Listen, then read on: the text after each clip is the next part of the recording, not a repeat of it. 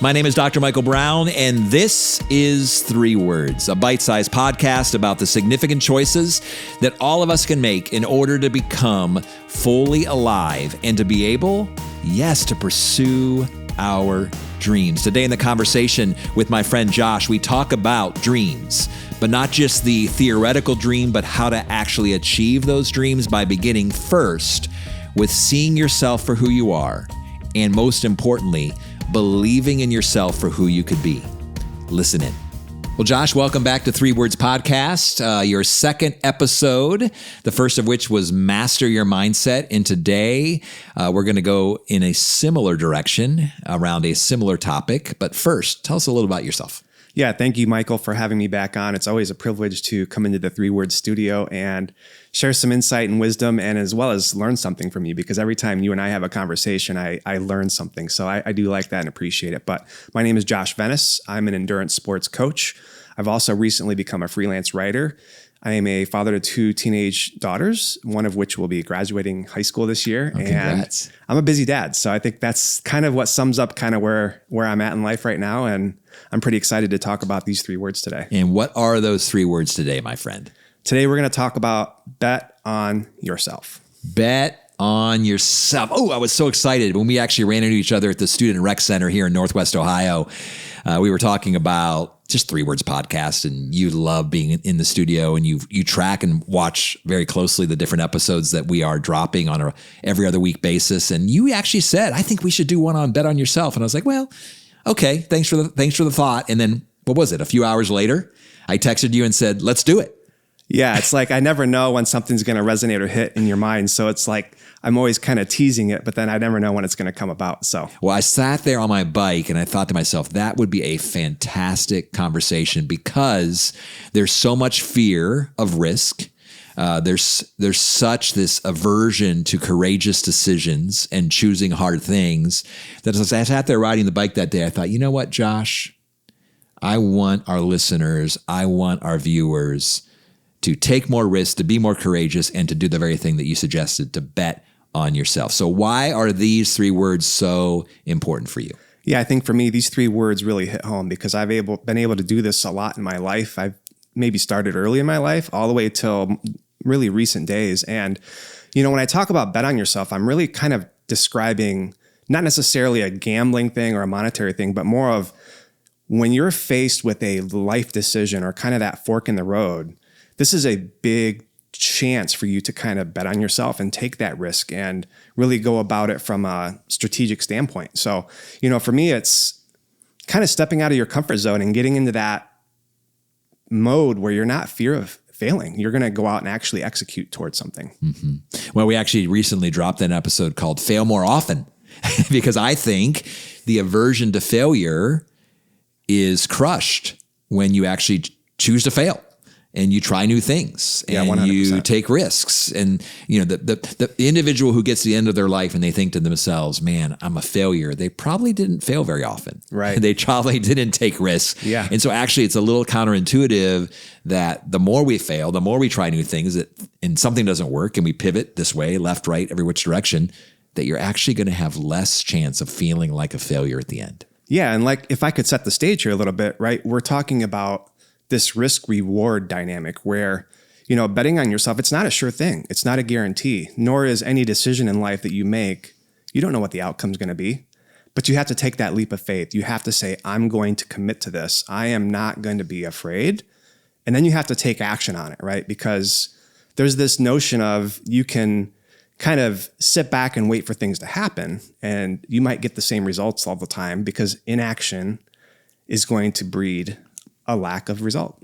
But we're in, like, when we take action on something, now we start to move the needle. Now we start to start the path of momentum. And that's where we start to really dig into betting on yourself here and really moving toward the vision that we might have for our life.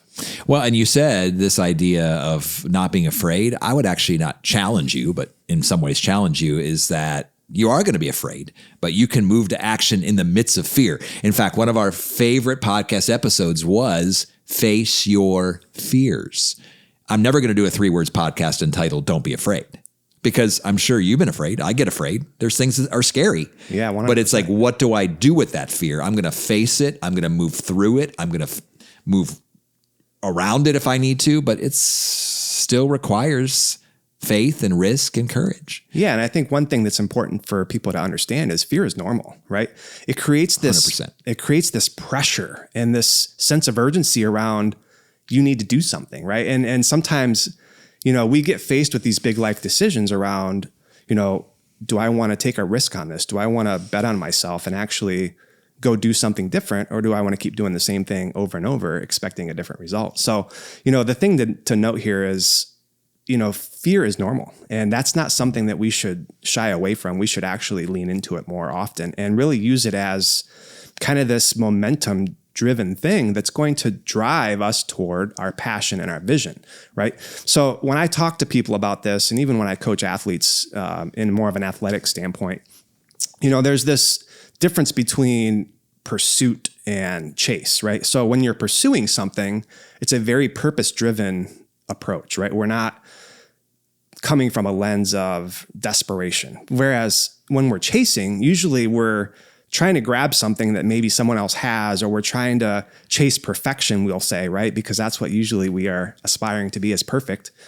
Versus, and that creates this mindset and mentality of, wow, now I have to be perfect, or I have to chase something that I'll never get. Mm-hmm. Versus if I'm pursuing something, now I'm aligned to my vision. I'm aligned to the path that is going to get me toward the result I'm trying to achieve in this path of vision. Yeah. And I really appreciated your comment about that, because it is progress over perfection. We actually did a 3 Words podcast episode on that. I know you think about that.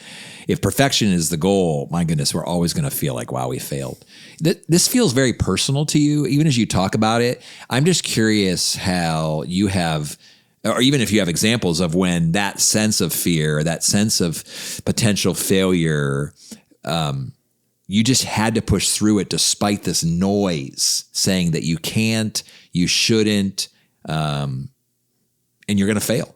Have you ever had to kind of really deal with and face this conversation on a personal level that you're having with me now? Yeah, 100%. In fact, I think what kind of sparked the thought of this was, I spent 21 years in corporate America, and I spent the time to really climb up the corporate ladder, do several different roles within my career, become a people leader, all of the different things that, we're taught and aspired to when we're young adults and we get out of college and we go start working a career, right? And I think, last year about this time, I was kind of faced with this fork in the road decision that we've been describing and talking about today. And it became a point of a reduction in force, kind of like an early buyout type of thing with my day job. And mind you, I'd already had this coaching business kind of going as a side gig. And it was a full-time passion for me, but I couldn't devote my full-time energy to it. So this fork in the road decision was, do I want to go pursue another, 9-to-5 job, or do I bet on myself and go all in and put all of my energy and passion toward the vision I have of becoming a full-time coach in endurance sports, which is what I did. And I will say, Michael, when I made that choice, it was very hard. It was very fear-driven. Like I was scared, and I can honestly say I didn't know where I was going to end up today. And this was 12 months ago that I made this choice. But I will confidently say now, had I never made that choice, I would have never been where I'm at now, because there has been so many things that have aligned in that path that have just made it feel so rewarding and very almost surreal, almost like, wow, how did this really happen?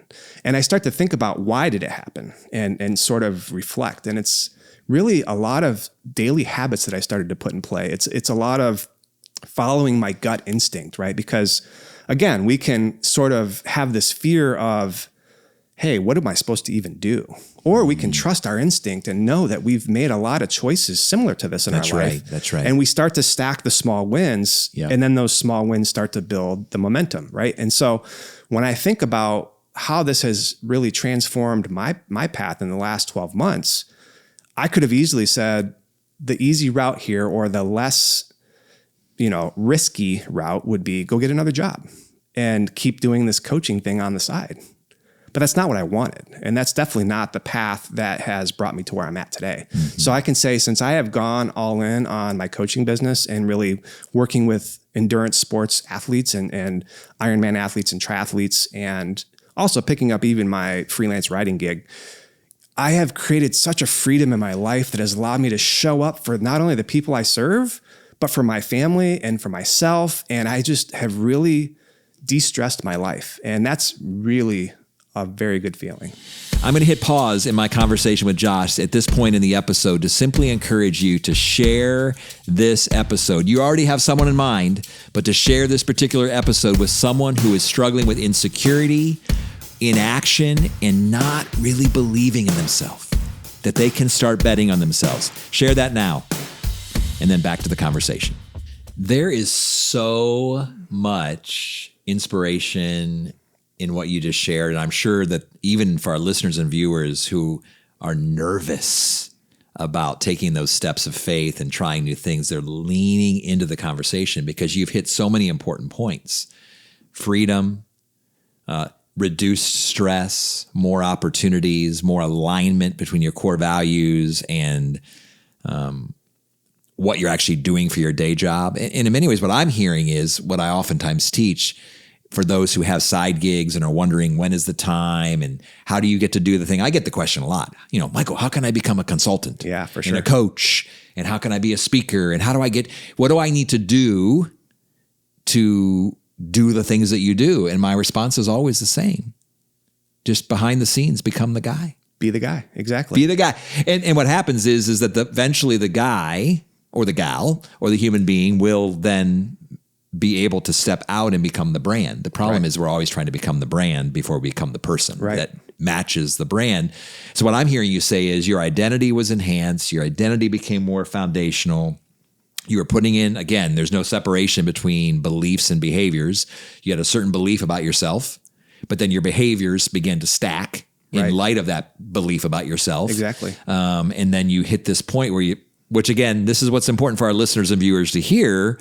There still comes the point where it's not so 100% obvious. There's going to be a little bit of like, okay, here we go, step out. I mean, typically people aren't having this like sign from heaven, right, or a letter in the mail that says right now on this day, make that transition. But when you do the work behind the scenes, when you become that person, when you keep building the you, when you spend more time focusing on becoming than just doing, then you will get to that point where you're like, yeah, I'm ready. So I'm really proud of you. I applaud. I was unaware that you made that full shift. I'm even looking here at your shirt. It says, Venis Coaching. That's right. So I work with athletes. You work with athletes. I do a lot of work in corporate America and obviously in higher education, but a lot of my work is with athletes. I'm just going to give you a plug right here and now on 3 Words Podcast. So how do people hire you? What does that look like? What's your website? Yeah, my website is very simple. It's www.veniscoaching.com. I'm also on Instagram at Joshua Venis. I have a link tree set up there with several things that people can go view at their leisure, and including our 3 Words podcast that I'll also link. So yeah, that's how people find me. I think, when I think back about starting to stack these behaviors together, my mentor says action takers are inquiry makers. And that's really a sales-driven sort of approach, because now I'm in a sales role. I'm a little bit in a sales and serve role because now I have to go out and find the athletes I want to work with, or they find me. That happens both ways. But at the end of the day, I have to take action or I'm not going to get results. So that's right. There's one of these things where it's like, if I take no action, if I do nothing, I'm going to stay at the same level I'm at, or I can start stacking the behaviors together that are going to really prove the path that's going to really put me where I want to be. And people are always waiting. 100%. When is the perfect moment? Right.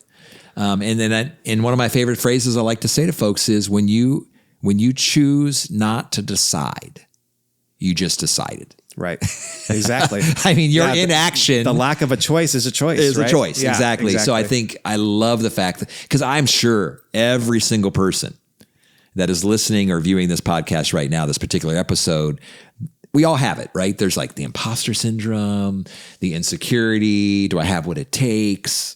I mean, when I started this new company, I was like, what am I doing? Is it going to get to a point where I can't do it anymore? And I've been in situations before. I'm sure you felt the same way. You're like, I can't believe I'm in the room. I can't believe I'm in this boardroom. I can't believe that I'm in this locker room or in this living room having these conversations. And it's like, no, we've built our lives. We've built those habits. We've built those competencies. We've made those choices, and we become the people in the background. I know we only have a few minutes left, but I am curious because you seem very disciplined. I see you at the Student Rec Center a lot. You obviously train physically, but are there a couple things, and not to put you on the spot, but a couple things you talk about stacking habits. I love talking about routines and rhythms. Are there things behind the scenes that you've been doing over the last several years that helped accelerate and bring you to the point where you're like, yeah, I'm ready to bet on myself?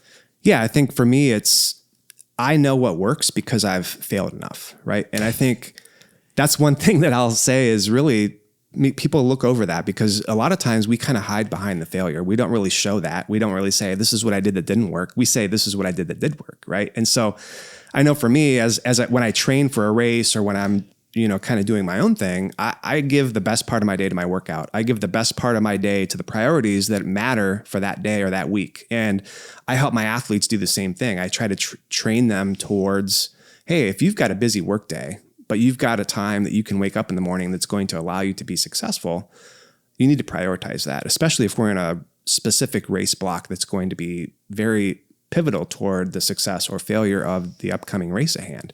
And then when I think about kind of business-wise, it's very routine for me to set my week up ahead, right? And I kind of know what I'm going to do on Monday. I know what I'm going to do on Tuesday and Wednesday. I reserve Thursdays and Fridays for kind of that dreaming and back office and vision time, right? Because I want to do the bulk of my work Monday through Wednesday and let Thursday and Friday be the days where I'm kind of the CEO of my business and I'm working on the back end of what do I need to set up for the next step? What do I need to reflect on? What do I need to learn? And a lot of times our coaching group, our mentor group, we either meet on Wednesdays or Thursdays. I like it when it's better on Thursdays, but every other week it oscillates. And so usually it's like, if I'm looking forward to that Thursday call, it's like I'm coming into it with a fresh mind. I know my work's all done. And then Fridays are the overflow day or the planning day for the next week. So for me, my weeks are very routine, but very flexible because at the end of the day, I'm my own boss now. And I can say that that's the freedom that really has allowed me to show up a lot better in my life for everyone that I'm connected with is just what I alluded to earlier when I mentioned it, right? It's like I have a low level of stress. I have a high level of stability, and I've become more emotionally connected to what matters. And it really helps me be a better father, be a better friend, be a better coach. And if and when I'm pursuing a relationship romantically, it allows me to be a better partner. So, that's really something I look forward to continuing to pursue in life. And, if there's anything of wisdom there, hopefully that helps someone. There was so much wisdom, so many nuggets of truth. And again, wisdom, not just knowledge, but knowledge is, details and, tidbits about life, but you're expressing something in next level, which is wisdom, which is how to live life well, beginning with your identity, beginning with your core values, beginning with knowing who you are, what you're about, what you're passionate about, and what it's going to take to actually go next level. Josh, it was great having you in the studio today. We look forward to having you back again. Yeah, thank you. Thanks so much for joining my conversation with Josh today. If you want to learn more about DMB Coaching or 3 Words Podcast, I would encourage you to go to dmbcoaching.com/subscribe. You can actually subscribe to our digital newsletter. It comes out every 4 to 6 weeks with more conversations, more content, more curriculum about these kinds of things and beyond across the different dimensions of your life. And we would love to continue to stay in touch with you. Until our next episode, be well.